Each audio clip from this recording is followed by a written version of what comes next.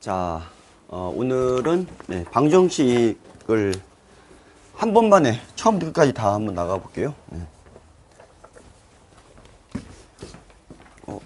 흰색 볼펜이 흰색 볼펜이 어디 있으십니까?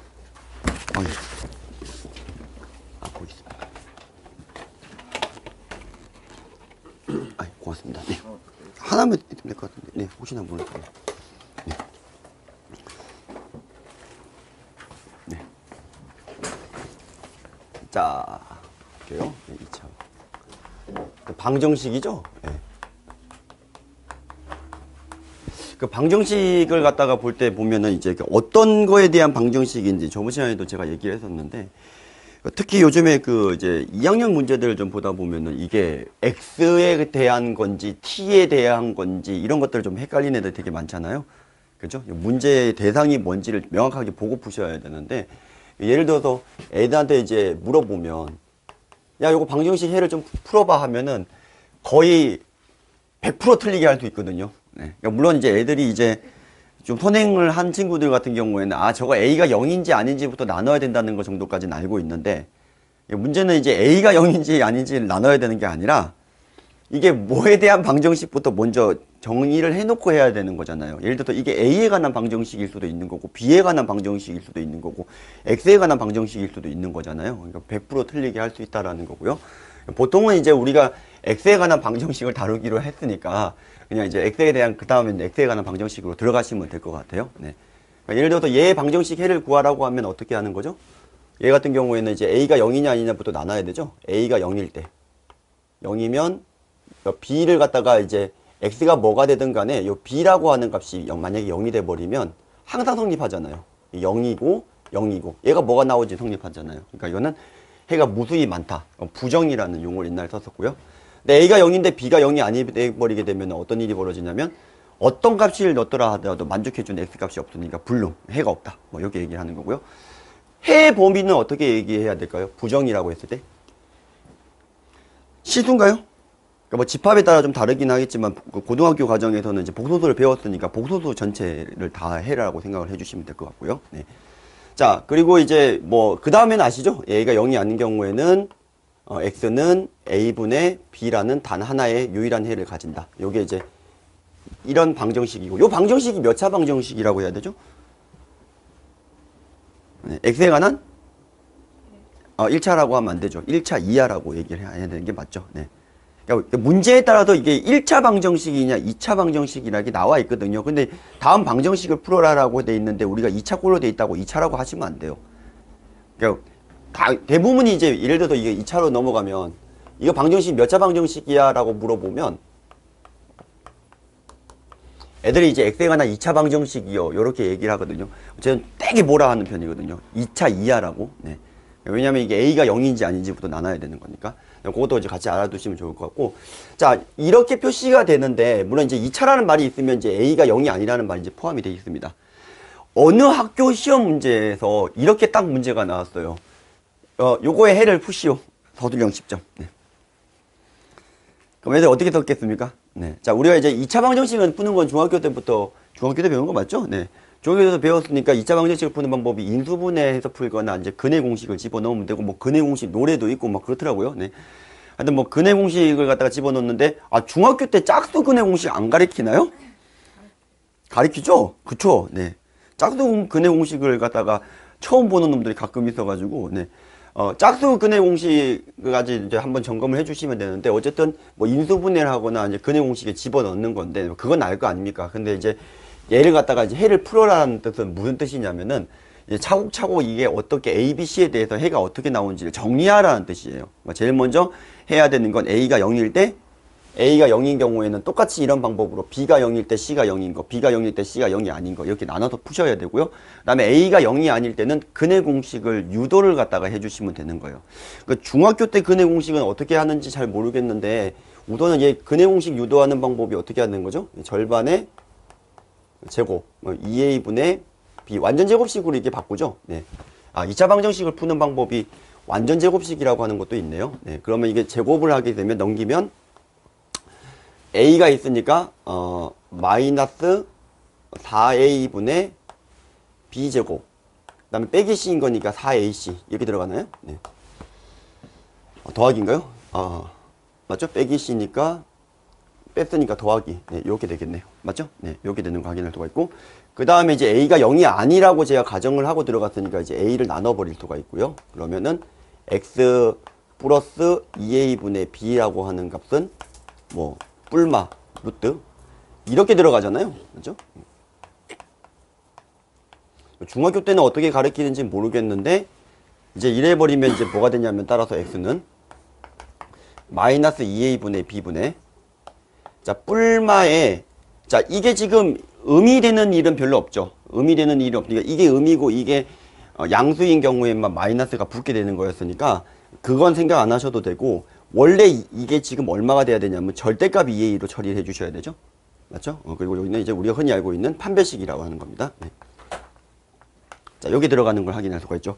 근데 이게 이제 뿔마가 벗겨지면 어차피 여기 뿔마가 나오는 거니까 여기서 이제 마무리를 해줘서 이제 근의 공식을 써주시면 되는 거였어요. 되셨죠? 네. 그래서 뭐 이렇게 유도를 하는 거고, 짝수근의 공식 같은 경우에는 뭐 왜 4분의 d라고 하냐. 저희가 이걸 d라고 하잖아요. 네. 왜 4분의 d라고 하는 거냐면 말 그대로 d를 4로 나눈 거가 4분의 d라고 얘기를 하는 거죠. 그래서 이게 지금 얘를 4로 나눈 건데 여기서 4로 나눈 게 아니라 짝수인 거니까 여기를 갖다 그냥 덮쳐서 쓸게요. 이렇게 써버리게 되면 이거는 다 패스하고요. 결국은 여기가 뭐가 되는 거냐면은 여기가 지금 이제 4고 그 다음에 여기가 이제 4고 이렇게 되는 거니까 요 놈을 갖다가 나눠버리는 게 프라임이죠. 지금 참고로. 그러면 4분의 d라고 하는 게 뭘 의미하는 거냐면 요거를 4로 나눈 값. 그래서 b 프라임의 제곱 빼기 ac다. 요게 이제 4분의 d의 의미가 되는 거고요. 되셨죠? 네. 자, 그래서 이제 4분의 d라고 하는 건 그런 거고, 요 4분의 d가 가지는 이 판별식의 의미가 뭐가 있죠? 이게 어떤 의미를 가지고 있죠? 네. 다른 건 다 문제가 안 되는데 마지막에 얘가 음인지 양인지에 따라서 여기 루트 아닌 실수인지, 루트가 실수인지, 요 놈이 실수인지 아닌지가 나오는 거잖아요. 그래서 이게 실근을 갖다가 판별하는 의미를 가진다라고 해서 판별식이라고 하는 거죠. 네. 되죠? 네. 자, 그래서 이제 여기서 주의하셔야 되는 거 두 개 근의 차이, 근각계수와의 관계는 아실 거고요. 원래 여기서 이제 근각계수와의 관계는 아실 거고요. ax 제곱 더하기 bx 플러스 c 이꼴 0에서 근각계수와의 두 근의 합과 두 근의 곱은 아실 거고, 뭘 갖다가 이제 좀 보셔야 되냐면 두 근의 차이 공식을 갖다가 반드시 여기서 한번은 언급을 해주시고 가셔야 될 것 같아요.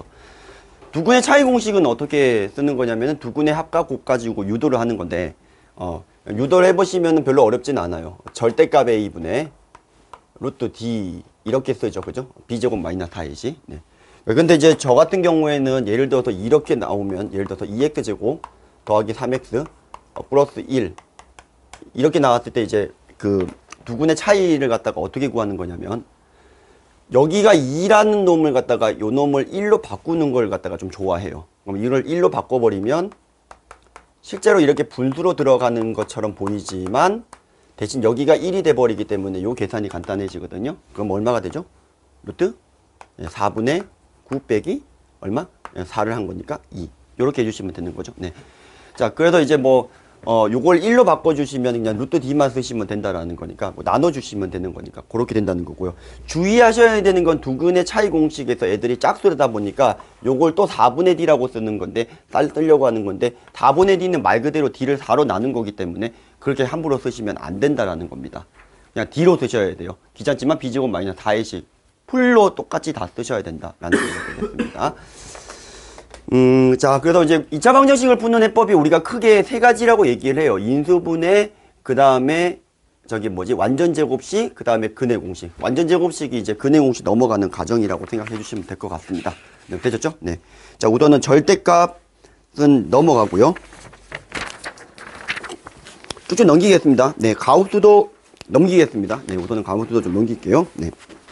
판별식의 의미, 요런 것들도 우선은 넘기겠습니다. 자, 요것들 같은 경우도 어렵지가 않은데, 거기서 좀 하나만 좀 보고 넘어갔으면 좋겠는데, 이런 문제가 있잖아요. 예를 들어서, 어떤 내용이냐면은, ax 제곱 더하기, bx 플러스 c 이꼴 0이라고 하는 이 녀석이, 뭐, 한 근이 1 플러스 i야. 그러면 이제 다른 한 근은 1 마이너스 i야. 얘들 이제 기계적으로 많이 잡죠. 네. 이게 왜, 한 근이 Z를 근으로 가지면 나머지 한 근은 Z바를 근으로 가지는지는 증명은 복소수의 켤레 복소수의 성질을 쓰는 겁니다. 어떤 Z라고 하는 근 A 플러스 Z라고 하는 복소수를 근으로 가지면 AZ의 제곱 더하기 BZ 플러스 C 이꼴 0 이렇게 식을 만들 수가 있는데, 자, 이 ABC가 만약 실수라는 조건이 된다면 양변에 이렇게 켤레를 걸어주면 복소수의 성질에 의해서 바를 씌우게 되면 이렇게 되고요. 네. 그래서 이거가 우리가 뽑아내는 게 뭐냐면 Z바를 집어넣었을 때 성립한다 이런 뜻인 거거든요. 자, 그러니까 이게 지금 실제로 이 ABC가 실수인 경우에 Z를 근으로 가지면 Z바를 근으로 가진다는 걸 뽑아낼 수가 있는 거예요. 이해되셨나요? 네. 자, 그럼 예를 들어서 AX 제곱 빼기 BX 플러스 C 이꼴 0의 해는 얘가 해가 Z를 가지면 얘는 해는 어떻게 되겠느냐를 생각을 한번 해보면 Z를 집어넣었을 때 0이 된다는 이 식을 가지고 얘를 만들어내면 되는 거니까 Z, 마이너스 Z에다가 제곱, 그 다음에 플러스 B에다가 마이너스 Z, 플러스 C 이꼴 0을 이 식에서 뽑아낼 수가 있죠. 그래서, 이 식에서 이걸 뽑아낼 수가 있죠. 그러니까 요거가 지금 여기다가 Z를 잠깐만요. Z를 집어넣었을 때 얘가 근이 된다라는 건데, 얘의 근은 누가 되는 거냐를 물어보는 거니까, 죄송합니다. 요게 지금 근이 상태인 거니까 요렇게 집어넣을 때 마이너스 Z를 집어넣을 때 0이 되는 걸 뽑아낼 수가 있는 건 맞죠? 네, 그래서 얘의 근이 Z면 얘의 근은 마이너스 Z다 이렇게 뽑아낼 수가 있고요. 또한 같은 방법으로 하게 되면 얘의 근이 결국 Z바도 근이기 때문에 얘도 마이너스 Z바도 근이다 이런 식으로 뽑아낼 수가 있다 이 소리가 되겠습니다. 자, 이거를 이용을 해서 뒤에 나오는 뭐 상방방정식이나 이런 것들도 똑같이 나오게 되는 건데 예를 들어서 이런 문제가 있었어요.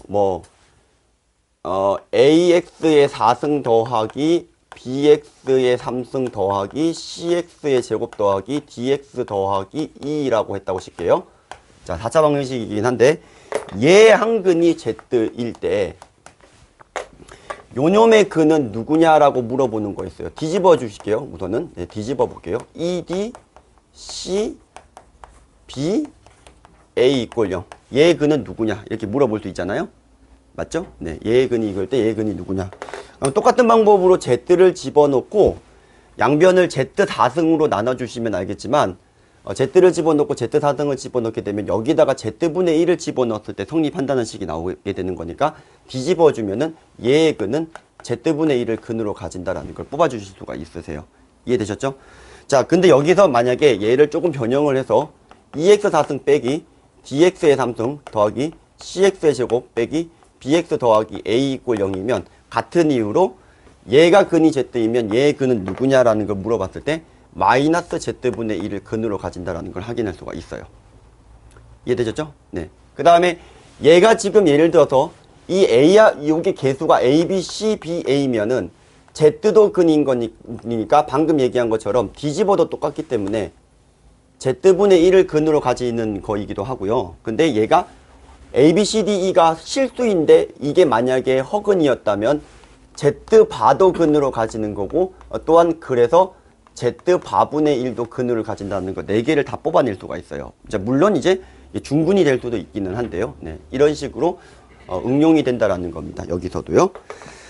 자, 우선은 여기까지 되고요. 그 다음에 실수라는 말이 없을 때는 이게 켤레 잡아서 풀면 안 돼요. 정석 문제 보면은 실개수라는 말이 없고요. 하나가 1 마이너스 i 혹은 뭐 1 플러스 루트 2 이런 식으로 나와 있단 말이에요. 그러면 이게 유리개수이면은 켤레를 근으로 가지고 실개수인 경우에는 허근의 켤레를 가지는 건데 이게 그 개수가 실수인지 유리수인지 안 나와 있는 경우에는 반드시 근과 개수와의 관계로 이용을 해서 문제를 풀어주셔야 된다. 이 소리가 되겠습니다. 뭐 되셨죠? 네. 이제 간단한 내용들이니까 우선 넘어갈게요. 자, 우선 3페이지에 있는 내용들 보면은, 근과 개수와의 관계 나와 있고, 방정식 작성하는 것도 나와 있고, 그 다음 2차 방정식의 근의 분리 문제가 있는데, 자, 우선은 이제 근의 분리에 대해서는 뭐 수업을 갖다가 다 아마 해보셨을 테니까 대충만 넘어가면 두 근이 모두 양인 경우, 음인 경우, 요 부분에서 우선은 두 근이냐 서로 다른 두 근이냐에 따라서 판별식 D가 0보다 크냐 크거나 같냐로 좀 구분을 해 주셔야 되겠고요. 네, 나머지 합과 곱에 대한 건 아실 테니까 넘어가겠고요. 두 근의 부호가 다를 조건 요거 한 번은 강조해 주셔야 되죠.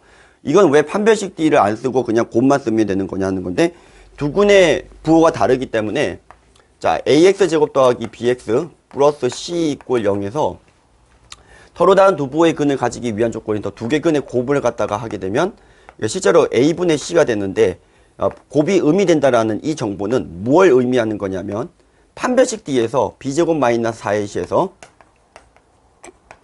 얘가 음이기 때문에 얘가 음이라서 항상 0보다 크다라는 걸 갖다가 뽑아낼 수 있는 중복된 조건이라는 겁니다. 자, 그러니까 중복된 조건이기 때문에 두 근의 곱만 따지면은 판별식은 하지 않아도 되는 거고요. 합은 모르죠. 네, 합은 모르니까 안 따지는 거고요. 그래서 합은 모르니까 안 따지는 거고, 곱은 중복되니까 안 따지는 거니까, 판별식은 중복되니까 안 따지는 거니까 서로 다른 두 부호의 근을 가질 때는 그냥 곱만 따져주시면 된다. 이건 한번 얘기해 주시면 될 것 같고요. 근데 이제 문제에 따라서 뭐 두 근의 절대값이 어쩌고 저쩌고 양근이 더 세다, 음근이 더 세다, 그러면 이제 합까지도 이제 얘기를 하실 수가 있다. 이런 소리가 되겠습니다. 뭐 되셨죠? 네. 아까 네. 그 2차 방정식 혈례근 말씀하실 때 네. 저는 그러니까 그 중학생들 대상으로 뭐 혈례 무리근 같은 거 설명을 할 때 네네네네. 루트가 나올 수 있는 건덕지가 근의 공식에서 2a분의 마이너스 b 플러스 마이너스 루트에서밖에 없잖아요. 네네네. 요게 유리수라는 개수라는 네. 거에 존재하면서, 네네. 그렇게 해서 플러스 루트가 존재하면 마이너스 루트도 존재한다. 그렇게 설명을 하는데 네네네. 그렇게 설명하면 좀 이상할까요? 아니요, 그 이상한 건 없습니다. 그 이제 그1 플러스 실개수에서 1 플러스 i일 때 1 마이너스 i 근을 가지는 거는 방금 요 성질로 증명을 하시면 되는 거죠. 그것도 저렇게 할 수 있어요. 네. 네네. 요거는 이해되셨죠? 요렇게 네. 하는 거는요. 이거 똑같아요. 예를 들어서 이 a 플러스 bi에서 제가 정의하기 나름이에요. 이거의 켤레를 갖다가 이거 바라고 씌우잖아요? 맞죠? 그럼 제가 무리수인 경우도 정리를 한번 해볼게요. 예를 들어서 z라고 하는 게 a 플러스 b 뭐 루트 3 이런 거 예를 하나 듭시다. 그냥 어떤 무리수라고 예를 듭시다. 미지수 무지수 잡으면 돼요. 그리고 a, b는 유리수라고 했다고 칩시다. 그러면 이거의 켤레를 제가 이 기호로 그냥 정의할게요. 그러면 켤레 복소수의 성질 증명하는 것처럼 똑같이 다 할 수도 있어요. 실수배, 더하기 빼기, 곱하기 이런 거에 대한 성질이 똑같이 가능하대요. 그러니까 켤레 복소수 증명하시는 건 하실 수 있잖아요. 두 개를 두시고 뭐 예를 들어 켤레 복소수 같은 경우에는 알파, 베타에 발을 씌우게 되면 각각이 이렇게 된다. 이런 것들도 지금 이것도 알파, 베타의 어떤 이거에 이렇게 켤레를 이렇게 하게 되면 각각이 이거랑 같다. 이거 증명하실 수 있으세요. 그냥 일반적으로. 그러니까 증명하는 거 그렇게 오래 걸리지 않거든요. 그러니까 똑같은 방법으로 이거를 갖다가 이렇게 삿갓을 걸어주고 뭐 그래서 이제 삿갓에 대해서 성질을 갖다가 내가 정리를 해놓고 뭐 증명해 주시면 돼요. 똑같아요. 자, 물론 지금 태연 쌤이 얘기하신 것처럼 그냥 여기에서 나올 수 있는 무리수의 건덕지가 요것밖에 없으니까 여기서 얘기를 해주셔도 될 것 같고요. 근데 문제는 전혀 설명하는데 큰 문제는 안 되실 것 같아요. 네. 네. 되셨죠? 네. 그래서 이제 켤레 씌워서 하는 거고, 무리수도 똑같다라는 겁니다. 그 3페이지에 나와 있는, 그 켤레근의 개수가 유리수인 2차 방정식에서 a 플러스 b 루트 m을 근으로 가지면 a 빼기 b 루트 m도 근으로 가진다. 이것도 똑같이 켤레 복소수 성질처럼 성질을 증명해 놓고 똑같이 들어가실 수 있다라는 소리가 되겠습니다. 뭐, 되셨죠? 네. 네, 좋습니다. 네. 자, 그래서 이제 기본적으로 우리가 이제 어디까지 얘기했죠? 근의 분리 얘기하다가 말았네요. 네. 자, 그래서 요거는 이제 뭐 양근, 음근 이런 거 따질 때는 요렇게 따지는 게 제일 좋고요. 합과 곱과 판별식을 따지는 게 제일 좋고요. 이거 말고 우리가 진짜 흔히 애들이 맨날 그래요. 또 근의 분리 못한대. 근의 분리 못한다 이러면 애들이 자기가 무조건 다 근의 분리 못한다라고 생각하는 애들이 거의 대다수거든요. 네. 그럼 이제 넌 근의 분리를 못해서 못 푸는 거야. 이러면 1학년 걸 몰라서 못 푸는 거야. 이렇게 세뇌를 시킨단 말이죠. 근데 근의 분리를 진짜 못하긴 하는데 근의 분리를 잠깐 좀 얘기를 좀 해보면 자, 우리가 근의 분리는 지금 고1에서 다루는 거는 몇 차에서 다루는 근의 분리인가요? 2차죠, 그죠? 네. 3차 근의 분리 있을까요? 만들기 나름이죠. 근데 이제 수토에서 보면 방부동식과 미분 같은 경우에도 보면은 사실 3차 이상의 근의 분리가 나와요. 맞죠? 3차 같은 경우도 1차랑 2차를 뜯은 다음에 또 생각을 해줄 수도 있는 거고, 뭐, 그래프를 그려서 근의 분리를 할 수 있는 거거든요. 근데 우리는 어쨌든 이 근의 분리라고 하는 건 고1에서는 2차에서의 근의 분리를 얘기를 하는 겁니다. 1차에서 근의 분리 왜 없어요? 있죠? 뭐, 그 양근인지 음근인지 이런 것도 나올 수 있는 거잖아요. 근데 주로 우리의 메인 관심사는 근의 분리인데, 요 단원 이름이 근해 분리가 들어가 있는 단원이 이렇게 돼 있어요. 2차 함수와 2차 방정식이에요. 네.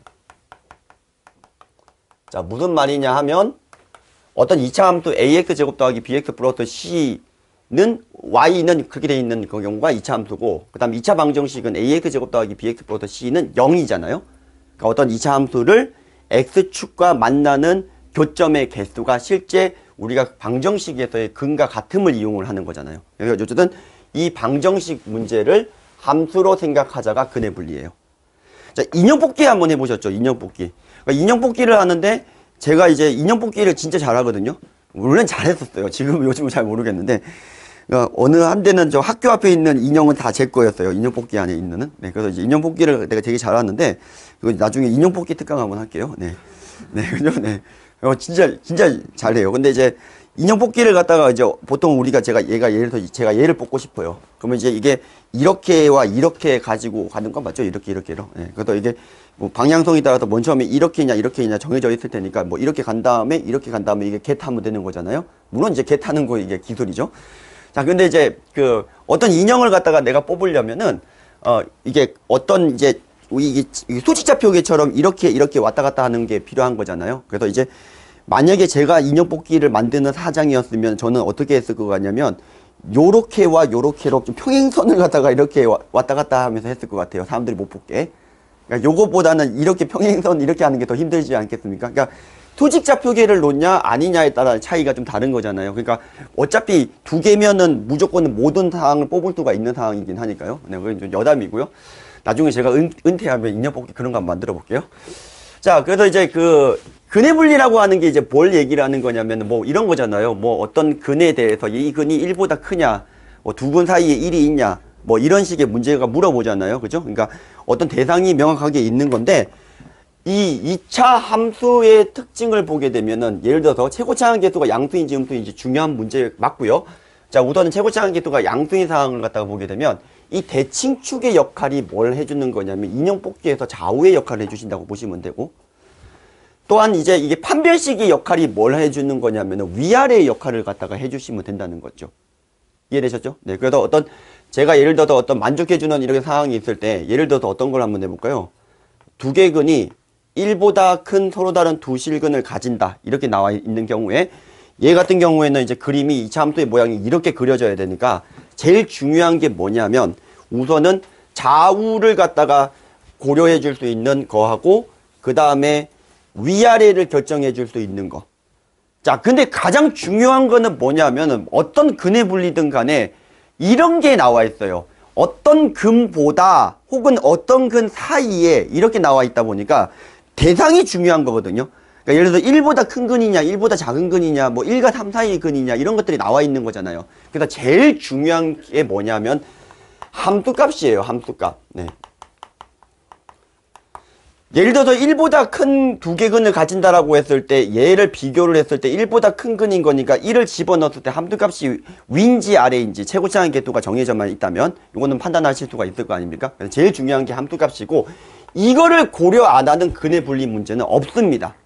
자, 요거를 고려하지 않는 근해 분리 문제는 없어요. 이게 제일 중요한 거고, 근데 2번과 3번은 상황에 따라서 좀 다르죠.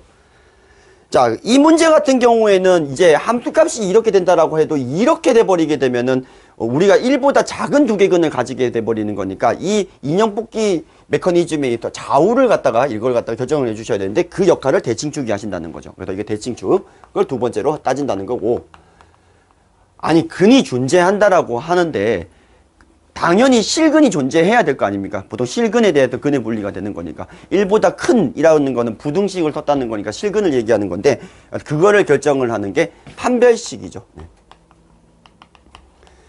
그래서 기본적으로는 이 세 개를 고려를 하게 됩니다. 근데 이 함수값 대칭축 판별식을 갖다가 묶어가지고 한판축구, 순서를 좀 바꿨네요. 제가 한판축구 구하자, 함수값 판별식 대칭축 구하자, 한판 축구로 외우시는 분들도 있고, 그 다음에 한판 대결 이렇게 외우시는 분들도 있죠. 네. 뭐로 외우세요? 네. 한판 대결, 한판 축구, 이렇게 두 가지로 이제 외우시면 되는데, 자, 어쨌든 이렇게 외우시는 분들이 있는데, 어쨌든 이 세 개는 기본적으로 우리가 고려를 해야 되는데, 이거는 이거의 역할, 얘는 이거의 역할이라고 보시면 되고 어떤 기준은 반드시 필요하니까 이건 100% 고려한다 이런 겁니다. 근데 예를 들어서 어떤 근이 두 근 사이에 1이 있다 이런 문제가 있으면 함수값은 당연히 고려해야겠죠. 근데 이 판별식 같은 경우에는 함수값을 집어넣었을 때 이게 부호가 최고차항 계수가 양수라고 한다면은 함수값을 집어넣었을 때 부호가 음이잖아요. 그러면 이게 아래로 볼록인 함수 2차 함수가 이제 함수값이 음이 나왔다는 건 이미 x축을 지나갔다는 조건이 돼버리는 거니까 이거는 고려하지 않으셔도 됩니다. 왜? 여기서 중복이 되기 때문에 그래요. 아까 여기서 중복이 돼서 빼는 거랑 같은 메커니즘이에요. 근데 이제 문제가 뭐냐면 또 대칭축은 또 어떻게 하는 거냐면 보통 판별식은 중복이 되는 경우에 고려하지 않고요. 대칭축 같은 경우에는 그 상황이 정해졌거나 혹은 이 정보들만 가지고 정해졌거나 혹은 대칭축의 위치가 상관없을 때 고려하지 않습니다. 그러니까 얘가 이렇게 되든 간에 이렇게 되든 간에 이렇게 되든 간에 상관없이 이렇게 되든 간에 결국은 만족을 해주기 때문에 대칭축의 위치를 우리가 알 수가 없죠. 그래서 이런 경우에는 고려하지 않고 그래서 이거는 패스하는 경우가 생깁니다. 결론부터 말씀드리자면 함수값을 고려하지 않는 경우는 없어요. 그래서 제일 먼저 함수값부터 하셔야 돼요. 어떤 근에 불리는 문제든 간에 함수값은 반드시 하셔야 되고 대칭축하고 판별식은 때에 따라서 주로 판별식은 중복이 될 경우에 패스하고요. 대칭축 같은 경우에는 어디에 있어도 상관이 없는 경우에 주로 패스를 하는 경우가 많습니다. 자, 여기까지가 근해분리의 가장 기본적인 내용이고요. 사실 근해분리 문제는 이런 것들이 문제가 아니에요. 물론 처음에는 이런 것들도 되게 어려워하지만 제일 먼저 또 보셔야 되는 게 두 가지인데 하나는 최고차항의 개수예요. 최고차항의 부호를 좀 보셔야 돼요. 자, 우리가 그냥 일반적으로 정석이나 교과서에 나와 있는 문제들 같은 경우에는 그냥 최고차항 개수가 뭐라고 나와 있죠? 그냥 보통 양수로 두잖아요. 그러니까 양수인 경우에 애들이 익숙한 건데 이걸 뒤집어서 설명을 한번 해보세요. 그럼 애들이 뒤집으면 또 헷갈리거든요. 예를 들어서 똑같이 판별식을 갖다가 하는데도 있어도 함수값이 예를 들어서 양수가 돼버리면 최고차항 개수가 음수인 경우에 실근을 가진다 조건으로 들어가야 되는 거잖아요. 네, 그런 것들 이제 최고차항의 부호가 미지수인 경우에 좀 주의를 해주셔야 된다. 하지만 이제 제일 중요한 게 뭐니 해도 산어머니가 아니고 제일 중요한 게 뭐냐면 정점이에요. 정점. 자, 정점을 갖다가 지나는 경우가 생기거든요. 어떤 근해 분리 문제를 풀 때 이게 어떤 미지수에 관계없이 지나는 정점이 있잖아요. 그러면 그 정점을 찍어 놓고 만족해주는 근해 분리 상황을 갖다가 해주시면 케이스를 덜 나눠도 되는 경우가 생깁니다. 자, 이해되셨나요? 자, 뭐냐면 이 정점을 지나가는 거야. 예를 들어서 x제곱 더하기 m 빼기 1배의 x 더하기 m 이런 이차함수가 있다고 치면 얘는 m의 값에 관계없이 마이너스 1,2를 지나가는 상황이거든요. 그 점을 찍어 놓고 그 점을 지나는 이차함수를 그려주시면 조금 더 쉽게 된다는 소리가 되는 겁니다. 되셨죠? 자, 근데 근해 분리 문제는 이거 말고 다른 방법들이 존재합니다. 자, 기출 문제 보시면 제가 사실 한판 대결이나 한판 축구 안 쓰고 푸는 문제 되게 많아요. 왜냐하면 저도 사람인지라 연립을 하는 과정에서 굉장히 많이 틀리는데 계산이 실수가 많은 친구들도 많이 틀려서 제가 좋아하는 방법은 기본적으로 가르쳐야 되는 거는 이렇게가 되는데 사실은 어떤 상황의 재해석을 갖다가 좀 많이 가르쳐요. 자, 무슨 소리냐 하면 이런 걸 한번 해볼게요. 자, x제곱 더하기 2x 더하기 a 꼴 0. 자, 여기에 미지수가 들어가 있는 경우. 그럼 예를 들어서 얘가 뭐라고 할까요? 1과 3 사이에서 실근을 적어도 하나 가진다. 이런 문제들 있잖아요. 예를 들어서. 그러면 이거를 어떻게 해석하는 거냐면은, 소투 해보신 분은 아시겠지만, 이걸 넘겨서 얘 그림을 그려놓고, 아까 제가 1과 3 사이라고 했죠. 1과 3 사이에 그림만 그려주세요. 그럼 어떻게 되죠? 이렇게 그려지고, 마이너스 1이니까 1과 3이잖아요. 요 A가 어디 지나가면 돼요? 요렇게 지나가면 1과 3 사이에 그는 하나는, 적어도 하나 가지는 거죠.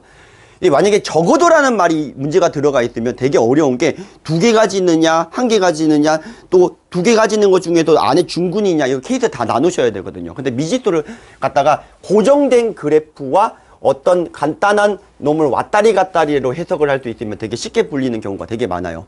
자, 여기에 미지수 있는 경우 했죠. 자, 어떤 경우도 해야 되겠습니까? 주로 여기에 미지수 있는 경우도 많아요. 그럼 볼까요? x제곱 더하기 ax 플러스 마이너스 ax 플러스 3 이렇게 한번 해볼게요. 네. 그럼 이것도 어떤 식으로 해석을 하면 되죠? x제곱 더하기 3하고 ax. 간단한 것들이잖아요. 원점을 지나가는 직선이고 어떤 얘가 1과 3 사이에서 적어도 하나의 실근을 가진다. 이렇게 나와버리면 사실 케이스가 여러 개가 나오는 경우이기 때문에 역시 만약에 1과 3 사이에 그림만 그려놓고 원점을 지나는 직선을 왔다리 갔다리 해서 교점이 생기는 거에 기울기 A의 범위를 좀 구해주시면 돼요. 근데 여기에 2가 붙어 있는 경우도 있거든요. 그러면 치환을 해서 범위를 구한 다음에 나누기 2하는 게 실수를 하지 않습니다. 자, 이해되셨나요? 자, 그러면 둘 다 미지수가 들어가 있는 경우에는 어떻게 할까요? x제곱 더하기 2 마이너스 a배 x 더하기 a 플러스 1 이렇게 들어가 있다고 칠게요. 그럼 이런 거 어떻게 하면 되냐면 x제곱 더하기 2x는 남겨놓고 넘기면 더하기 1인가요? 네, 넘겨놓을게요. 그러면 이게 a 가로쳐 묶고 x 빼기 1 이런 식으로 들어가는 거잖아요. 그러면은 이 2차 함수의 고정과 1,0을 지나는 어떤 정점을 지나는 직선으로 해석을 해주시면 되는 거게 되겠죠. 자, 되셨죠? 자, 근데 문제가 뭔가요? 아, 접선을 못 구해요? 접선을 못 구하지는 않겠죠. 아, 애들이요? 아, 그죠. 애들 접선을 못 구할 수 있어요. 네.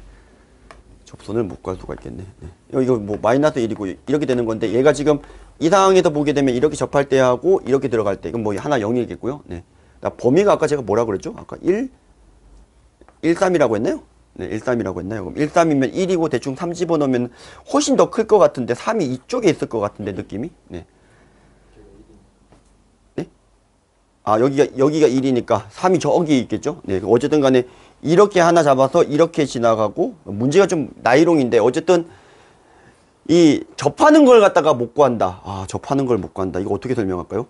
판별식 D를 갖다가 써서 그 다음에 이제 만족해주는 A값도 찾고 그 A값이 이 범위 안에 들어가는지 확인해 주시면 되겠죠. 이거 좀 응용이긴 할 것 같아요. 자, 미지수가 뭐가 문제냐면 이제 그거 말고도 이제 이런 것들 다 했고요. 여기 앞에 미지수가 있는 경우는 어떻게 할까요? 솔직히 답 없어요. 넘겨가지고 유리함수 그림 그려가지고 왔다리 갔다리 하던가 표정이 그렇게 안 좋으시죠? 네, 네. 아니면은 뭐 어차피 미적까지 다 배운 애들은 그래프를 다 그릴 수가 있으니까, 네. 그림을 그리면 되는데, 여기에 미지수 있는 경우에는, 솔직히 답 없습니다. 근데 가끔 가다가 보면은 넘겼을 때 적절히 식을 변형하게 되면은 또, 뭐, 미적까지 아니더라도 뭐 산술기하를 쓴다던가 이런 식으로 좀 방법이 좀 팁이 조금 있는 것들이 있기는 있어요. 근데 그런 경우는 선생님들이 어쨌든 검사용으로만 좀 쓰시고요.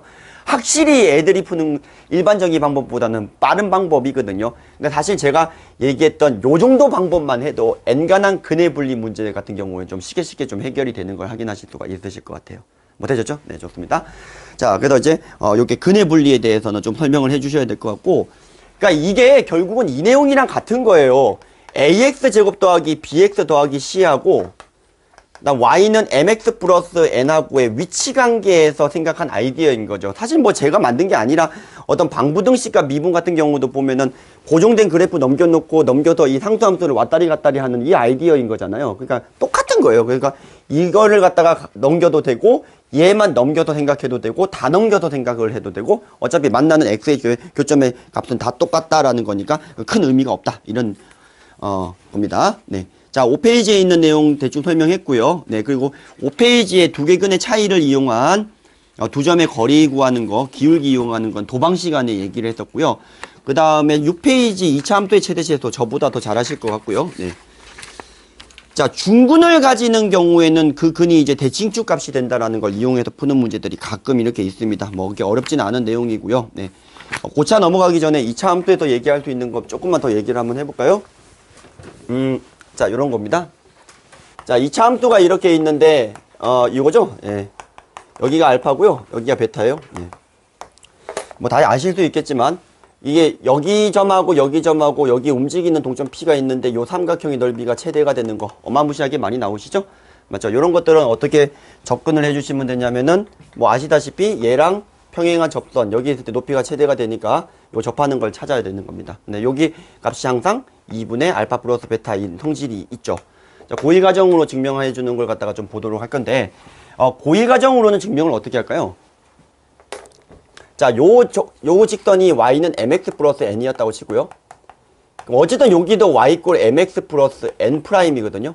그러면 이거에서 요 놈을 뺀 식을 갖다가 우리가 x축으로 이제 재구성을 하게 되면 이렇게 접하는 상황인 거잖아요. 근데 얘랑 얘랑의 차이는 뭐밖에 없냐면 요거 차이밖에 없어서 사실 이 직선의 위치 관계가 이렇게 바꿔버리게 되면 이 직선의 위치 관계가 돼버리는 게 똑같은 겁니다. 그래서 여기가 알파 베타라면 여기가 알파 베타가 되는 거니까 알파랑 베타의 가운데가 여기에 대칭축이 된다. 맞죠? 네, 그래서 여기 접하는 요 값을 구하는 거니까 여기가 2분의 알파 플러스 베타가 된다. 이렇게 하는 거고요. 되셨나요? 네. 자, 그 다음에 이런 것들도 있어요. 어떤 것들도 있냐면 접선을 갖다가 판별식 쓰는 걸 너무 싫어하는 이 똘갱이들 많죠. x제곱 더하기 3x 더하기 5랑 뭐 기울기가 1인 직선이 접하는 거 판별식 D를 쓰면 되는데 난 판별식 D를 쓰기가 너무 싫어. 이런 친구들이 좀 있거든요. 그러면은 어떻게 구하면 되는 거냐면 미분을 쓰지 않고 구하는 방법이 있죠. 어떻게 해주시면 되죠? x제곱 더하기 3x 더하기 5배 이거를 갖다가 뺐을 때 여기 지금 접하는 거니까 대칭축이 지금 얼마인 것만 캐치하시면 네. 대칭축이 지금 마이너스 1인 것만 캐치하시면 되죠. 그럼 실제로 이게 제가 이렇게 썼지만 이게 얼마가 되는 거죠? 네, 이게 지금 계산하게 되면 여기 1인 거니까 요 계산하게 되면 요 K값이 4라는 게 바로 나오죠. 판별식을 D를 뜨지 않고 그냥 푸는 거예요. 좀 익숙해지시면 어차피 중근을 가지는 걸 이용을 하면 돼요. 어차피 대칭축 값에도 중근을 가지는 거니까 어려운 내용 아니죠. 예를 들어서 고1 문제 중에서 미분을 뜨지 않고도 푸는 게 있어요. 이제 뒤에 나오는 이제 극선 관련된 성질인데 간단하게 이런 거 한번 해볼까요? y는 x제곱이라고 하는 놈이 있는데 여기 알파에서 접선을 긋고요. 여기 베타에서 이렇게 접선을 그어요. 여기 알파 콤마 알파 제곱, 베타 콤마 베타 제곱이에요. 여기는 항상 2분의 알파 플러스 베타라는 성질을 가지고 있다는 걸 증명하실 수가 있겠는데 자, 요걸 갖다가 지금 증명을 한번 해볼게요. 네. 자, 근데 이거 증명을 하는 과정에서도 쓰이는 테크닉이 있어요. 지금 이게 알파에서 접하는 거니까 이 직선이 바로 뭐가 되는 거냐면 2알파 x 더하기 알파 제곱이 된다. 라는 겁니다. 네.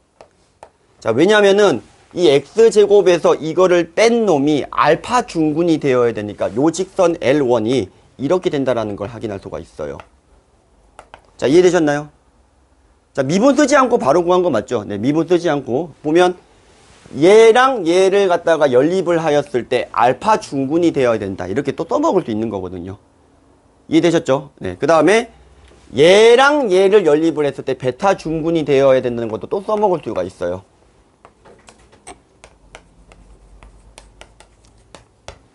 그러면 여기가 이제 만나는 점의 좌표가 P, Q잖아요. 네. 맞죠? 네. 그 중상고 2014년 문제인가? 이거 이용하는 건데요. 그래서 이제 이거를 갖다가 P, Q를 지나고 P, Q를 지나간 거니까 두 식을 갖다가 빼게 되면은 2배에 알파 빼기 베타 P로 갈로 묶이고 는 넘기면은 Q는 날라가고 뭐죠? 알파 제곱 빼기 베타 제곱인가요? 네. 그래서 이 P라고 하는 게 2분의 알파 플러스 베타가 되는 걸 바로 증명하실 수가 있습니다. 뭐 집어넣으시면 여기 Q점의 좌표도 나오겠고요. 그러니까 이게 무슨 말이냐면 이 어떤 두 접선을 갖다가 이렇게 임의에 끄었을 때 만나는 이 정점이 이렇게 나와 있으면 얘가 중상고 문제가 제가 기억이 정확히 안 나는데 여기 0이었을 거거든요. 그럼 이건 무슨 말이냐면 얘가 하나가 알파면 다른 하나가 마이너스 알파라고 들어가실 수가 있다. 이 소리가 되겠습니다. 이해되셨나요? 네. 이해되셨죠? 네. 이런 것들도 자잘구레하게 이렇게 접선을 구할 때 판별식 D를 쓰지 않고 구하는 테크닉 중에 속합니다. 되셨나요? 네, 좋습니다. 자, 넘어갈게요. 자, 고차 방정식 한번 가보도록 하겠습니다. 네.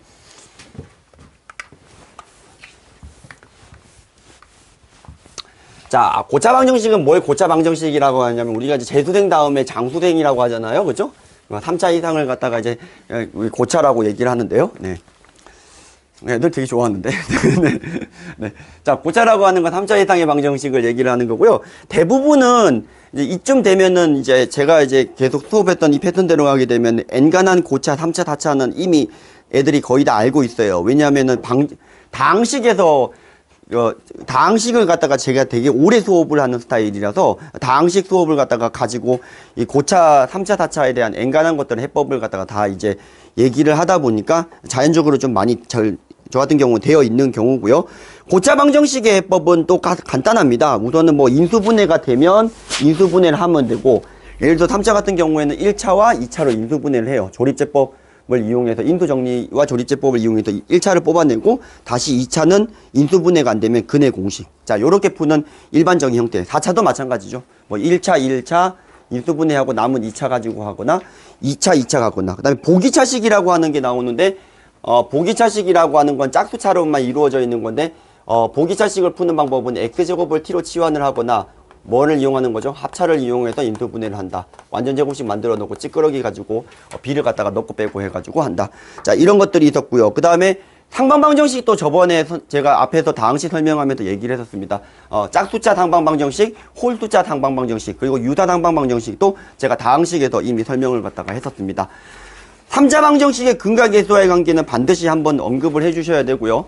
3자 방정식의 근각계수와의 관계를 모르는 상황이면은 나중에 되게 많이 피곤합니다. 그래서 3자 방정식의 근각계수와 관계 반드시 유도를 해주셔야 되고 3자 방정식이 작성하는 건 2차 방정식 작성하는 거랑 똑같고 그 다음에 켤레근 관련된 성질도 2차랑 똑같기 때문에 물론 저는 넘어가지만 선생님들은 여기서 정확하게 설명을 갖다가 해주시면 될 것 같습니다. 자, 넘어가 보겠습니다.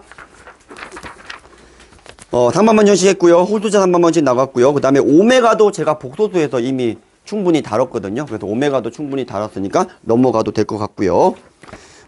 그 다음에 보기자 방정식에 대한 거 9페이지에 있는 내용 요거요. 정확하게 설명해 주시면 굉장히 좋습니다. 자, 9페이지에 관한 내용 간단하게 좀 설명을 해줄 건데요. 이런 겁니다. AX의 4승 더하기 BX의 제곱 더하기 C 이꼴 0의 근을 갖다가 이제 어떻게 가지느냐에 대한 싸움인데요. 예를 들어서 얘가 지금 이 X제곱을 우리가 T라고 치환을 하게 되면 저희는 이거 한 번만 하면은 이게 무슨 말인지 굉장히 쉽게 와닿는데 애들은 또 그렇지가 않은가 봐요. 보통 X제곱을 T로 치환해서 우리가 2차 방정식은 쉽게 풀 수 있으니까 2차로 해석을 하는 건데 T에 관한 놈에 대해서 이게 대응되는 X값이 어떻게 되느냐에 따라서 실근의 계수가 달라지잖아요. 그럼 예를 들어서 이 T값이 실수인 경우하고 허수인 경우로 좀 나눠보신다면 이게 실수인 경우에는 부호가 양인지 음인지 영인지가 나눌 거예요. 예를 들어서 얘가 양이라고 했다고 치면은 대응되는 X값이 2개의 대응이 되는 거니까요. 그 다음 0인 경우에는 0 하나 대응되는 거고요. 음인 경우에는 순허수 2개근이 대응이 되는 거고요. 허수인 경우에는 예를 들어서 1 플러스 i 혹은 뭐 i 이런 놈들이다 하더라도 이 실제로 만족해주는 x값은 순허수가 아닌 잡허수 2개가 나오게 되는 거예요. 이해되셨죠? 네. 자, 무슨 말이냐면 양인 경우에는 부호는 반대지만 서로 절대값은 같은 서로 다른 두 부의 근을 가지는 거고요. 음인 거랑 허수인 것 이거 2개는 허근을 가지는 계열은 맞는데 얘는 순허수 2개근을 가지고요. 얘는 잡허수 2개근을 가지는 겁니다. 차이점 아시겠나요? 그러니까 예를 들어서 어떤 문제가 이렇게 돼 있는데 서로 다른 세 실근을 가지기 위한 조건을 구하라고 하면 반드시 얘를 끼워야 해요. 얘를 끼고 얘 하나. 그래야 2개, 1개가 되는 거니까요. 실근의 개수를 떠들이면 2개, 1개, 빵개인데 이 빵개는 의미가 다르다. 자, 이렇게 자세하게 설명이 되어 있는 게 9페이지에 있는 내용입니다. 네, 되셨나요? 네. 자, 별거 아니죠? 근데 애들은 이거 정리를 해서 요거는 제가 요번에 올해도 경험을 한 건데 요 책을 요걸 펴놓고 애들이 내신 기간에 계속 문제를 풀고 있더라고요. 이게 안 외워지나 봐요. 네. 네, 그만큼 이제 애들도 여기서 봤다라는 걸 알고 있으니까 이게 잘 안 되는 거고. 어떤 학교는 이런 문제가 나왔었어요. A에 X제곱 빼기. 되게 친절해요. 나 이 정도면 진짜 굉장히 친절한 학교라고 생각 듭니다. 네. 얘가 서로 다른 해실근을 갖다가, 이게 숫자는 정확히 기억이 안 나요. 네. 서로 다른 해실근을 가지기 위한 뭐 조건을 어쩌고저쩌고 뭐 푸는 문제거든요. 어떻게 깨요? 요걸 또 치환할 거 아닙니까? 그죠? 네. 치환을 한 대응관계를 가지고 구하는 건데, 얘가 치환을 했을 때 이게 t가 어떤 범위냐면은 마이너스 4분의 1 이상이죠? 맞죠? 네, 그 마이너스 4분의 1 이상인 거니까 요 t가 마이너스 4분의 1이 되는 경우에 중근을 가지고 그거보다 큰 근은 서로 단 두실근을 가지고 그거보다 아래 근이면은 허근을 가지는 거니까 이게 똑같습니다. 이게 이것만 바뀐 거예요, 지금요. 이해되셨나요? 네. 자, 그래서 이게 요것도 이런 것들도 있죠. 2차 함수에서. 네, 예를 들어서 이렇게 있으면 여기가 알파고 이게 베타면 여기 최고치상 계수가 1이라고 가정했을 때 요 길이는 요 길이의 절반의 제곱이다. 이런 성질을 가지고 있죠. 요 길이가 L이라고 하면 2L이라고 할게요. 그럼 여기 L제곱이다. 이런 성질도 가지고 있으니까 제가 방금 아까 마이너스 4분의 1이라고 얘기한 건 여기서 나온 겁니다. 되셨나요? 네, 요 증명 금방 돼요. 여기는 어떻게 되는 거냐면 여기가 마이너스 L, 여기가 플러스 L이라고 잡아버리고 요거 길이 구해보시면 L제곱이 나오거든요. 최고시한 개수가 A가 붙어 있으면요. 여기 A가 붙어 들어가는 걸 확인할 수가 있어요. 요것도 되게 자주 나오는 거니까. 자, 어쨌든 이런 계열이랑 제가 보기에는 이 계열이랑 똑같은 계열인데 애들은 많이 어려워요. 나중에 계정수원으로 넘어가면은요, 똑같죠. 어떤 뭐 2의 x승 더하기 2의 마이너스 x승을 t로 치환을 하는데 이 t의 대응관계에 따라 t의 값에 따라서 실제로 이 만족해주는 x값이 개수가 몇 개인지를 갖다가 똑같이 들어갈 수가 있거든요. 이 그림만 그릴 수만 있으시면 이렇게 접시 모양이니까 t가 이제 1인 경우에는 만족해주는 x값이 하나밖에 없고 1보다 크면 2개고 1보다 작으면 빵개인 거를 갖다가 대응관계를 가지고 곱해 주셔야 되는데 수치를 이게 x에 관한 방정식인데 애들이 치환하는 순간 그거에 대한 방정식으로 착각하는 애들이 되게 많이 생긴다. 이런 소리가 되겠습니다. 되셨나요? 네, 그래서 그것만 좀 주의해 주시면 될 것 같고요. 자, 넘어갈게요. 자, 연립방정식은 선생님이 저보다 더 잘하실 것 같습니다. 네, 연립방정식은 1차 연립방정식, 2차 연립방정식, 2차와 2차 연립방정식, 뭐 윤환형이라든가 분수형이라든가 이런 것들이 있는데 이거 중학교 때 하나요? 중학교 때도 하나요? 네, 중학교 때 하는데 3원 1차 연립방정식은 사라졌죠? 네, 3원 1차 연립방정식은 사라졌지만 뭐 시험 문제는 가끔 나오고 있는 것 같고요. 어쨌든 3원 1차든 2원이든 간에 식을 갖다가 개수만큼 미지수 개수가 있지 않은 경우에는 부정방정식 계열로 가야 되고 식의 개수와 미지수 개수가 같은 경우에는 중복된 조건이 없는지도 반드시 확인해 주셔야 돼요. 그러니까 식 3개 미지수 3개라고 무조건 해가 나오는 경우는 아닌 거 아시죠? 네. 이게 2개를 연립해서 더한 식이 밑에 식일 수도 있거든요. 그러면 실제로 식이 2개밖에 없는 거예요. 네. 자, 근데 어쨌든 연립방정식을 푸는 가장 좋은 방법 중에 하나는 뭐냐면 미지수의 개수를 하나 줄이고 식의 개수도 같이 하나 줄여주면 개이득이라는 겁니다. 하여튼 미지수의 개수를 식 한 개를 갖다가 소모해가지고 줄여주시면 되는 거다. 이게 이제 고차 3원 이상에서 연립방정식이 교육과정에 있었을 때도 그렇게 풀었었고요. 여기서 조금 더 신경 써서 봐야 되는 형태가 뭐냐면 나머지 거는 설명 잘 하실 거고 그 UV 구조라고 나와 있는 거 있죠? UV. 네, UV가 뭐죠?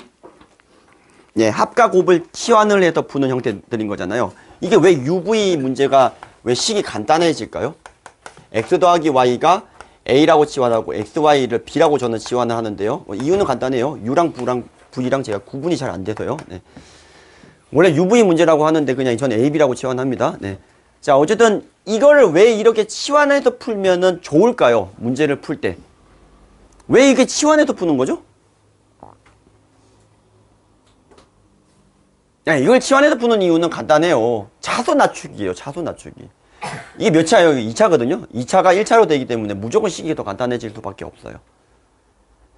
그리고 이거 판별식 쓰는 문제도 되게 많이 나오죠? 결국은 이게 실근을 가지는 어쩌고 저쩌고인 거니까 x 더하기 y와 xy를 갖다가 치환해가지고 xy를 두 개 근으로 가지는 방정식을 만든 다음에 판별식 t를 쓰게 되면 범위가 나오잖아요. 맞죠? 네, 그래서 어떤 판별식을 쓰는 계열, 근각계수와의 관계로도 연결이 되기 때문에 개인적으로 이 UV 문제는 적어도 이 동네에서는 내신에서 좀 많이 강조를 해야 되는 내용이지 않을까라는 생각이 듭니다. 되셨나요? 네, 자. 여기까지가 일반적으로 방정식 기본적인 내용이고요. 지금부터 애들이 가장 못하는 삼형제에 대해서 설명을 하도록 하겠습니다. 네. 자, 공통근, 정수근, 부정방정식 중에서 제가 오늘 조금 더 신경 써서 알려드릴 내용은 정수근이에요.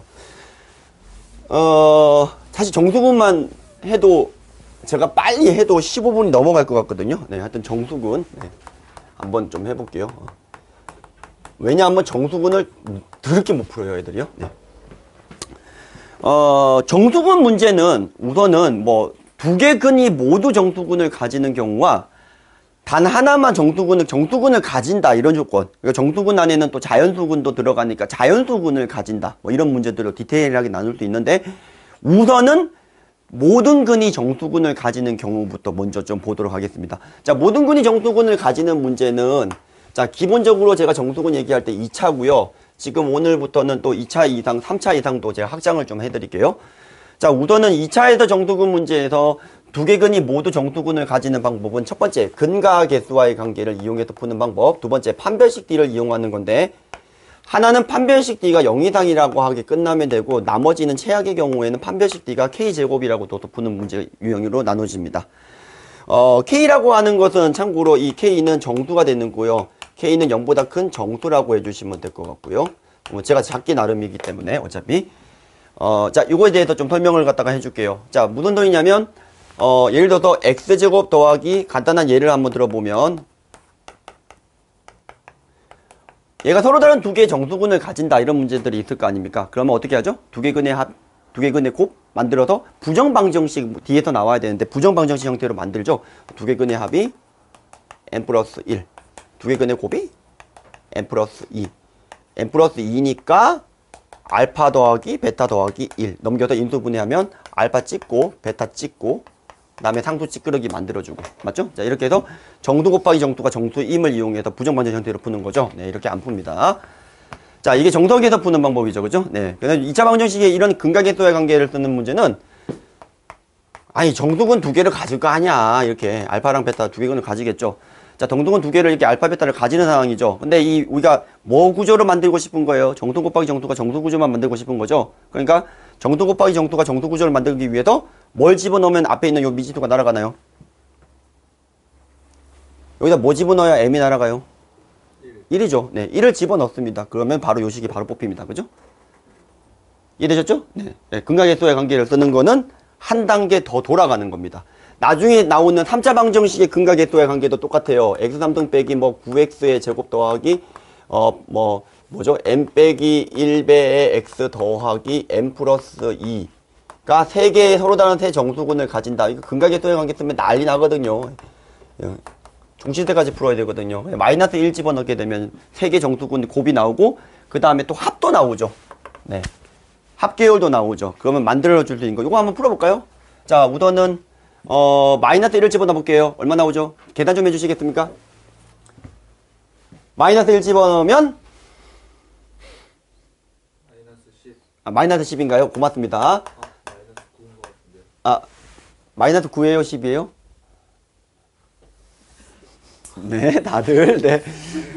네? 마이너스 7이에요? 또, 새로운 또 가설이 나왔습니다. 네.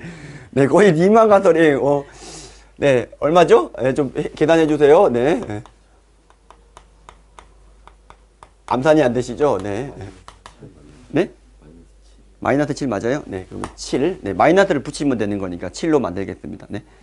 맞죠? 네, 그러면 이거 어떻게 푸는 거냐면은 제가 문제를 급조해서 이게 될란가 잘 모르겠는데 알파 빼기 1, 베타 빼기 1, 감마 빼기 1이 알파 베타의 감마의 합이 원래 9였잖아요. 그러면 세 개의 합이 이번에 이거 세 개의 곱이 7이 되는 거랑 이거 세 개의 합이 얼마가 되는 거라면 6이 되는 거랑 이렇게 찾아주시면 정수값이 몇 개 금방 나오겠죠? 이해되셨나요? 지금 이 문제에서는 안 나오는 것 같은데 제가 문제를 만들었기 때문에 급조했기 때문에 그렇습니다. 네. 자, 일단 이런 것도 푼다는 거고요. 근각계수의 관계를 이용해서 푸실 수 있어요. 주로 어떨 때 근각계수의 관계를 이용을 하는 거냐?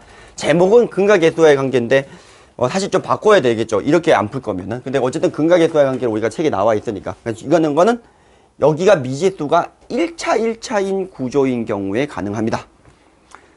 자, 여기 들어가는 요 미지수가 1차인 경우에는 바꿀 수가 있어요. 이게 2차만 돼버리면은요, 결국은 이 알파 베타에 대한 이렇게 인수분해 1차로 될 수가 없어서 여기에 이제 들어가 있는 미지수가 뭐 2m 가능합니다. 뭐 2m, m 이런 것도 가능해요. 네. 그런 거 근각계수의 관계를 쓰는 거고, 만약에 이게 2m으로 급조를 해버리면 어떤 일이 벌어지냐면 알파 베타에 얼마가 돼버리죠? 알파 더하기 베타, 2알파 더하기 2베타구나. 자, 이렇게 되는 경우도 있고 가끔 가다가 이렇게 이건 인수분해가 되는데요. 안 되는 경우가 있어요. 예를 들어서 이런 식으로 뜯는 경우가 생깁니다. 뭐 예를 들어서 이렇게 뜯은 경우도 생기거든요. 실제로 계산을 해보면. 그럼 여기에 개수가 이게 3이 나왔다고 치면 이것도 정수를 만들어질 수 있죠. 우선 뜯는 게 중요한 거거든요. 이게 만약에 어떻게 뜯었다고 쳤을 때 이거 정수를 만들 수가 있으니까 곱하기 4를 해주시게 되면 뭐가 되는 거냐면 2알파 빼기 1, 2베타 빼기 3이 10이다. 이렇게 푸시고 그럼 이건 정수인 건데 단 이제 뭐만 생각을 해주시면 되는 거냐면 이거는 명확하게 홀수인 거니까 그 정수 중에서도 홀수의 곱이 10이 되는 것만 찾아주시면 돼요. 물론 여기서는 안 나오겠죠. 제가 만들었으니까요. 자, 이해되셨나요? 네. 자, 어쨌든 간에 이 부정방정식에서 원래 설명을 해야 되는데 간단하게 조금 넘어가 보면 이렇게 나와 있어 이렇게 되는 거 부정방정식 구조잖아요. 그럼 이건 어떻게 뜯는 게 제일 좋냐면 맨날 물어봐요, 애들이. 5번까지는 친절하게 알려준다고 맨날 그래요. 네. 분명히 무조건 5번이 넘어갑니다. 자, 이 알파, 베타를 먼저 곱을 갖다가 먼저 뜯고요. 그 다음에 이건 뭐 질러요. 이거 뭐, 무조건 질러요. 그럼 찌끄러기 여기다 써요. 그래 놓고 이게 만약에 정수가 아니면 맞춰 나가면 돼요. 네. 자, 이런 식으로 들어가면 되기 때문에 어쨌든 요거에 대한 내용, 부정방정식까지도 같이 설명을 했습니다. 네. 그 다음에 이게 1차가 아닌 구조에서는 뭐를 이용하는 메커니즘이냐면 판별식 D가 0보다 이상이다라는 걸 갖다가 이용하는 메커니즘인데 이게 뭐냐면 정수근도 결국은 뭐에 들어가요? 실근에 들어가죠. 그러면 예를 들어서 판별식 D를 갖다가 썼더니 예를 들어서 얘가 지금 1차인 거지만 판별식 D로 한번 풀어보겠습니다. 자, 근의 공식을 집어넣었다고 칩시다. 2분의 n 플러스 1배 볼마 루트 자, n 플러스 1의 제곱 빼기 4배의 n 플러스 2 이렇게 나오는 건데 어차피 얘도 지금 정수근이 또 실근이기 때문에 이게 반드시 뭐가 돼야 되냐면은 실수값이 나오게끔 0보다 이상이 돼야 된다는 걸 이용하는 거예요. 근데 눈치채셨겠지만 이 문제의 예제는 이 문제의 예제로 적당하지 않습니다. 자, 판별식 D를 써가지고 푸는 경우는 어떤 경우에 판별식 D를 쓰는 거냐면 이 루트 D 안에 있는 요 놈이 최고차항의 개수가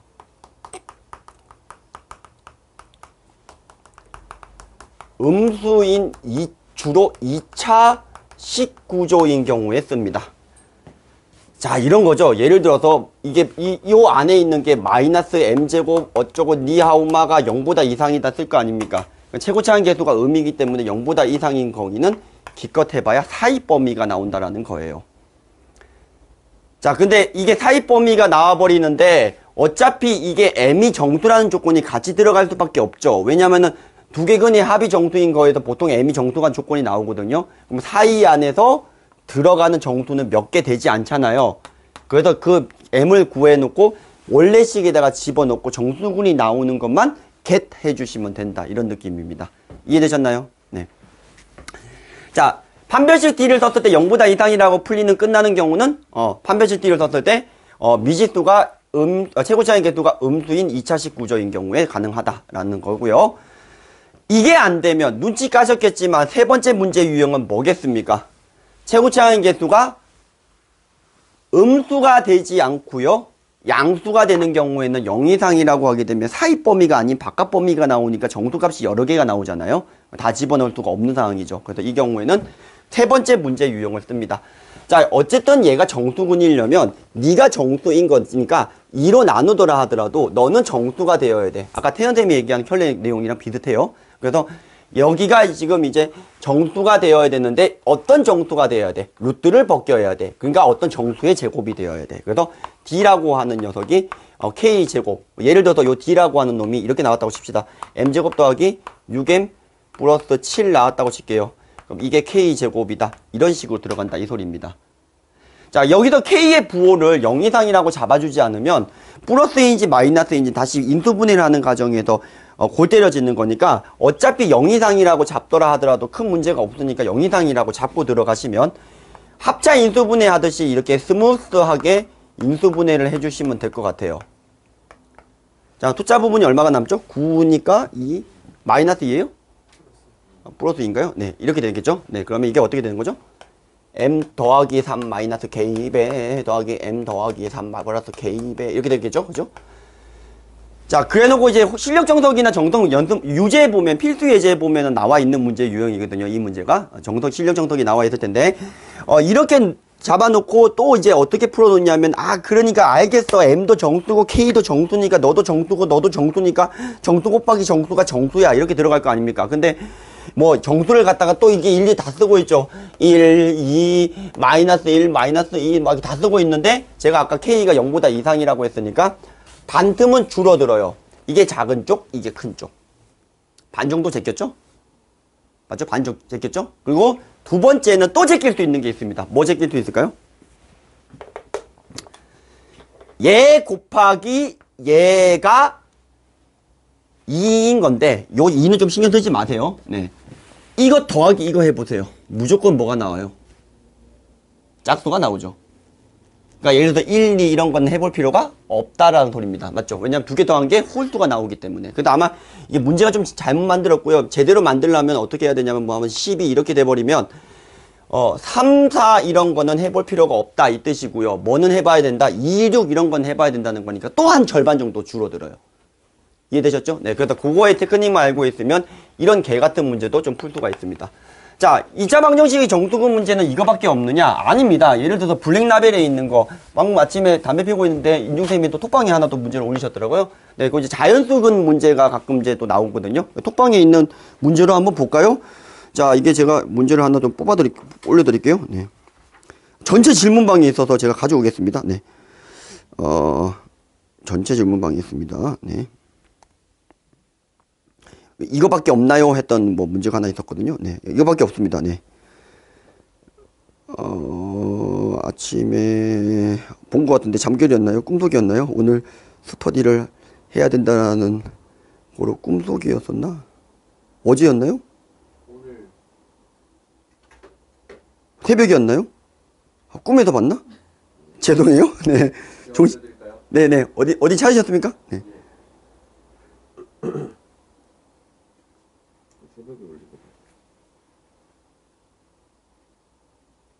네, 저희 톡방에 좀 올려주십시오. 네.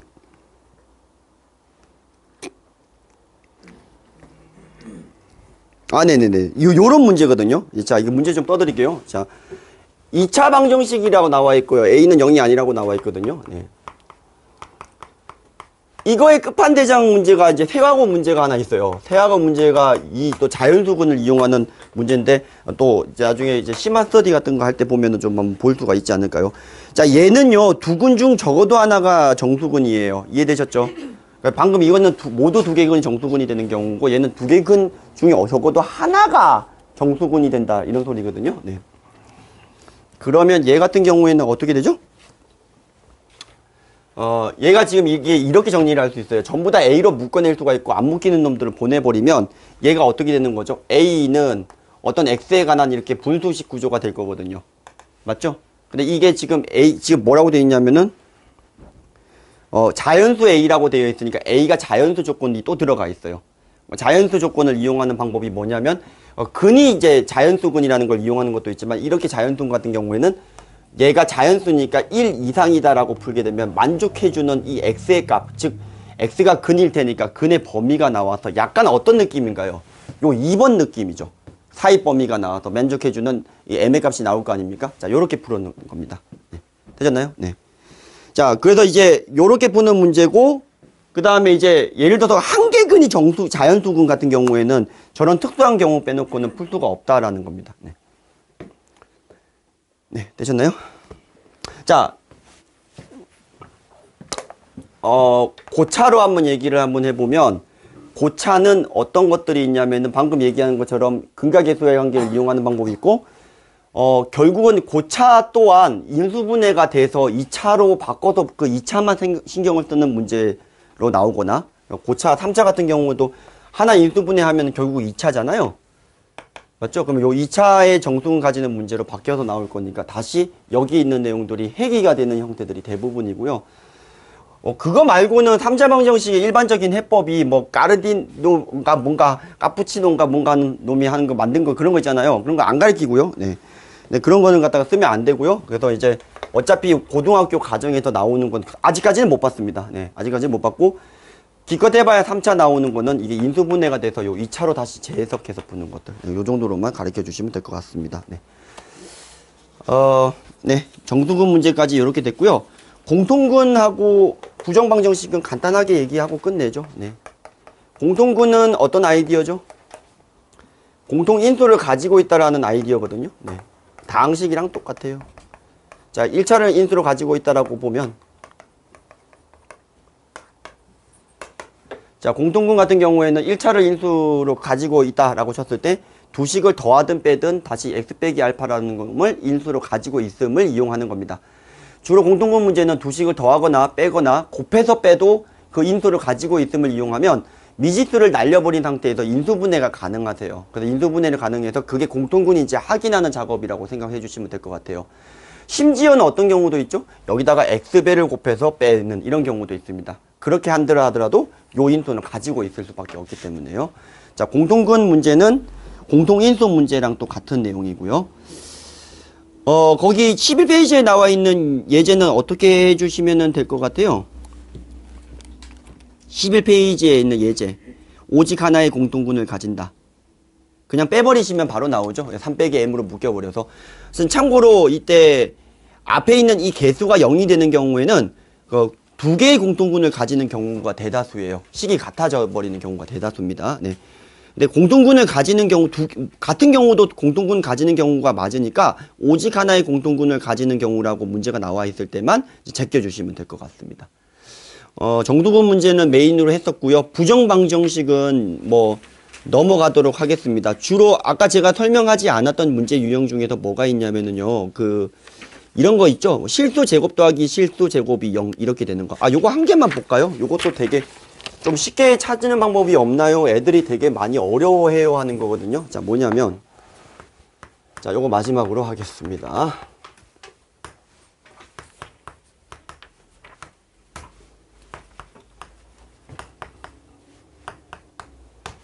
자, 요거가 이제 만족해주는 실수 XY를 구하는 건데 식이 하나밖에 없죠. 식이 하나밖에 없는데 미지수가 두 개란 말이죠. 그러니까 어떤 특수한 경우 아니면 안 풀리는 뭐 부정방정식인데 XY가 실수 조건이 있습니다. 정석으로 푸는 방법은 아시죠? 어떻게 풀면 되죠? X가 하나 내림차순으로 정리한 다음에 판별식 D가 0 이상이라고 쓰게 되면 마이너스 붙은 상태에서 제곱식이 나올 거예요. 그러면 그 애가 0이 될 수밖에 없고 다시 그 놈을 집어넣고 다시 푸시게 되면 또 근이 하나 나오고 내림차순 정리하는 방법. 근데 이제 선생님들이 뭘 물어보시냐면 이런 것들이 어떤 놈의 제곱 더하기 제곱 구조로 되는데 사실 얘가 지금은 잘 보이나 식이 조금 복잡해지면 잘 안 보인다는 거예요. 그러니까 선생님들도 잘 안 보이니까 애들한테 어떻게 이런 걸 갖다가 알려주냐 이렇게 질문 제일 많이 나오는 질문이거든요. 이해되셨나요? 그러니까 이게 실제로 이건 뭐의 제곱이에요? x 빼기 2y의 제곱 더하기 y 빼기 3의 전체 제곱이죠. 그러니까 00 바로 나오는 거잖아요. 이게 보이면 끝나거든요. 이게 재밌는 게요. 뭐를 보시면 되냐면은 요 2창의 요 개수를 보시면 이 5라고 하는 게 어떤 제곱수 두 개로 뜯어지는 것만 보시면 돼요. 예를 들어서 여기에 있는 숫자가 10이었잖아요. 그럼 뭐로 뜯겠습니까? 당연히 1하고 9로 뜯겠죠. 그것만 생각만 해주시면 n간한 건 다 보이게 됩니다. 그러니까 저런 문제들은 거의 이렇게 뜯어서 푸는 경우가 거의 90% 이상이고 안 되는 것도 있기는 한데 대부분 저게 뜯겨버리거든요. 네, 그래서 여기 있는 이 숫자만 잘 째려보시면 되고요. 네. 그럼 여기 여러 개의 식이 결합이 되어 있는 형태도 잘 보일 수가 있어요. 그것만 좀 잘 보시면은 이 문제는 아마 해결을 하시지 않을까 싶습니다. 네. 부등식은 제가 설명을 못 했고요. 사실 방정식 내용이랑 같아서 선생님들이 설명하는 데는 큰 문제가 안 될 것 같아요. 네. 또 다음번에 기회가 되면 부등식을 갖다가 해야 되는데 항상 스터디를 하다 보면은 부등식이 더 잘리네요. 네. 네. 조금 제가 뒤에 타임께 조금 양이 별로 없어서 조금 더 오래 했고요. 자, 5분 쉬었다가 2부 진행하도록 하겠습니다. 고생 많이 하셨습니다.